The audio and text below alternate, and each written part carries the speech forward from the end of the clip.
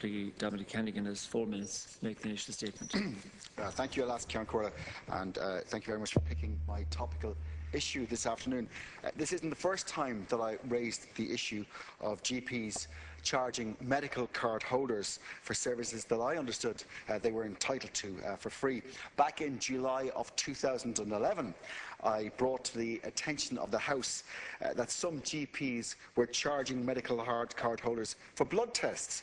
And at the time, I received a strong commitment, Minister, from your predecessor in your role, that the department would get onto these GPs, and that any GP who was charging medical card holders for blood tests would be investigated. And I understand the department also wrote a letter to every GP advising them that blood tests are covered under the GMS contract. And I'm now, Minister, seeking clarification from you about another service GPs provide to their patients that I had understood was covered under the GMS scheme. I recently met a constituent of mine in County Meath who has mobility issues, and because of this they have to use a mobility scooter. And they currently live in a house that isn't suited to their needs and to the use of a scooter, and so it makes it actually very difficult for them to have a quality standard of life in their own home. They don't have the money to get the house redeveloped, so they've applied to the local county council, that's Meath County Council, for a house that would be more suited to their needs. Now, the housing section of Meath County Council is helping them to find a new home, but under the rules that they operate on, they need a letter from their GP outlining the medical condition that they have and the impact that the current house is having on that condition. And so the person concerned went to their local GP to get the letter that the council had asked them to get, and I'll read out the letter that they got. I won't obviously read the name, but the letter that they got from the GP said, to whom it may concern, this is to certify that the above mention is under our care. She has background history of osteoporosis and degenerative bone disease. She needs constant medical care and attention. She has recently been recommended use of a mobility scooter by the HSE services, which enables her to mobilise for longer distances. She also needs to have modifications made in her home, such as railings and ramps, to enable her to move more easily within her home environment. I feel these adjustments would be of huge benefit to this lady with her disabling conditions. I'd be grateful if you would take this into consideration on her application for housing. Many thanks for your help in this matter. Yours sincerely, Dr. X. That's great, just what they wanted.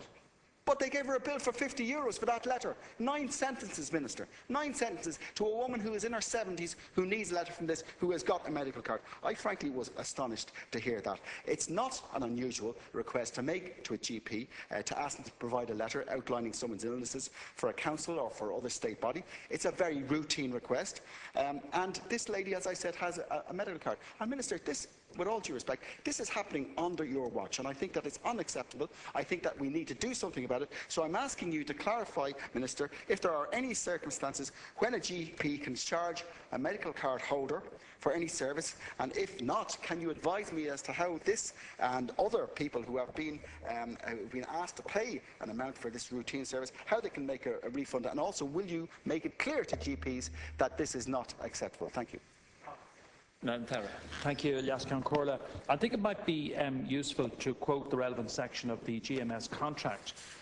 Section 11 of the General Medical Services contract states as follows, and I quote, "The medical practitioner shall provide for eligible persons, on behalf of the relevant health board, all proper and necessary treatment of a kind usually undertaken by a general practitioner and not requiring special skill or experience of a degree or kind which general practitioners cannot reasonably be expected to possess."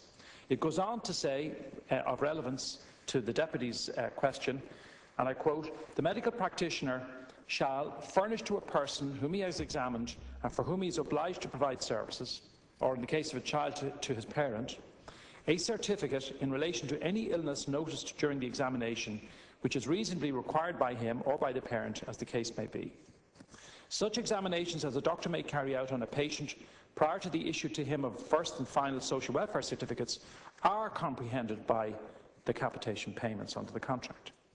Payment under this contract is not made in respect of certain other certificates required, for example under the Social Welfare Acts, or for the purposes of insurance or assurance policies, or for the issue of driving licences." Unquote. Under paragraph 27 of the GMS contract, a medical practitioner shall not demand or accept any payment or consideration from a GMS patient for services provided by him or her which are covered by the contract. Any alleged instances of eligible patients being requested to pay for a service covered by the contract, such as the provision of a sick certificate as outlined above, is viewed as a serious matter by the HSE and by the Department. The HSE's local health offices will fully investigate any reported incidents of eligible patients being charged for services covered by the GMS contract.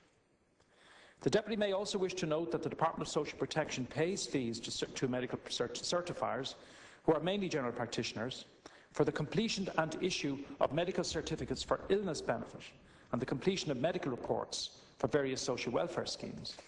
The fees are paid for the provision of medical opinion which is furnished on an official certificate or report form.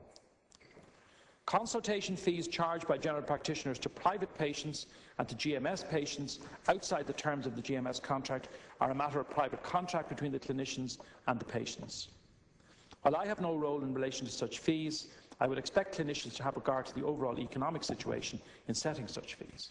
Dominic Hannigan, 2 minutes. Thank you, last quarter, and thank you very much, Minister, for that. You set it out. You set it out very clearly there. So, and I'm just reading the part of the contract which I think is relevant here.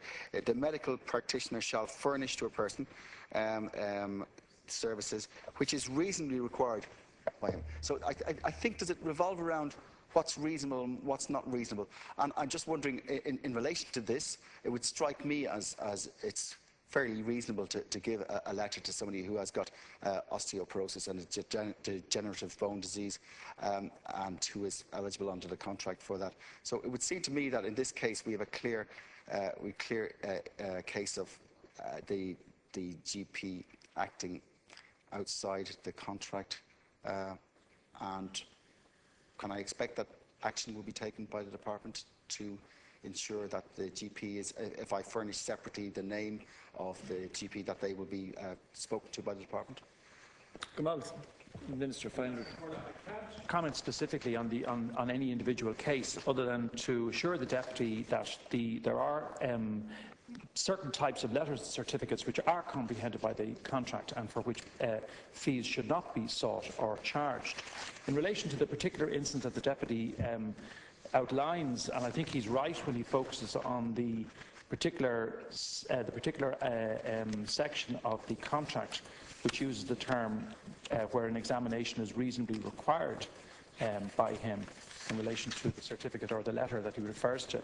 I think possibly it might be advisable for the Deputy to consider the HSE local health office with regard to any investigation that the Deputy might think would be appropriate in that individual case that he raises. But certainly if he requires my assistance in respect of it or in respect of progressing the particular request that he has, I'd certainly be willing to assist him in that regard. That concludes topical issues.